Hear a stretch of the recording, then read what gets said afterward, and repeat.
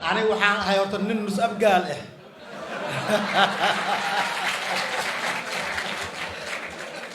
marka maadaama aan nus abgaal ahay aabay ninka 18 sanadood uu secretary u ahaa ninka Xasan Sheekh ay qaraabada yihiinna asal waa isla shaqeyn jireen marka abgaalka la iga bixiyo laakiin caawa waxaan rabaa inaan abgaal la dardaarmo abgaalow Soomaaliya maanta idinka idin sugaysaa igaarkiina Soomaaliya wada dooratay doorashadii la doortay kaalintiisu waa ka soo bixi waayay Soomaali maanta waxay idinkaga fadhidaa inay igaarkiina la qabataan haddaa idinku aad qaban weysaan anna waxaan u arkaynaa waxa uu samaynayo dhan inaa idinku raalli ka tihiin maxaa yeelay dalkan waqtigii ugu khatarsanaa intaan aan arkay maanta maalin uu ka khatar badan yahay ma leh Soomaali waa kala tag ay fooda u saaran tahay dal laga gaarin maalin maalmaha kamid ah sidaan lagu kala socdo karaaci yaraaci xawla alximaa ay shaka an yurtaca fiiya lagu dhici doonto wabiga dhinaciisa la maraaya musuqmaasuq aan waligay arkin intaan noolaan aragnay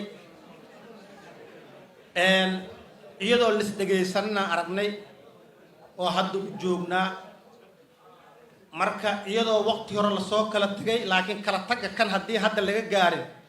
waxaan u maleynaa Soomaali inay qiyaamaha la isku arki doonto maxaa yeelay wada aan fiicnayn oo qurux badnayn lagu socdaa wadankan waa la soo kabkabayaa laakiin loo joojin maayo la yeeli maayo aniga saxan wax walba ani la aqaana wadankan lagu hogaamin karaan qaba marka shacbiga Soomaaliyeed ee reeraha Muqdisho degan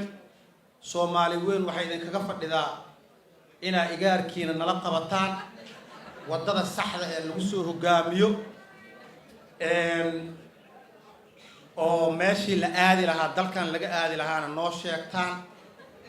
aadan ugu faraxsanahay sida sharafta ikraamada ay dhageysataan waxaa kaloo sharaf weyn ah dad mas'uuliyiin dalkan ka soo xukuntay ra'iisul wasaarayaal shacbi karaamo xushmad leh inaan hortiina soo istaago inay ogolaataan ani waxaan goob joog ahaa xukuumadii dalkan soo maray dad kamid ah iyadoo la isla hadlin dadka markay ag maraayaan la yiraahdo reer hebela anta maraayo warka hoos u dhig ma saasa rabtiin in lagu noqdo waso dimuqraadiyad ma rabno soo federaal ma rabno Soomaali inay isla joogto ma rabno saan hadda aan ku socono si aan isku la joogi kara ma ahan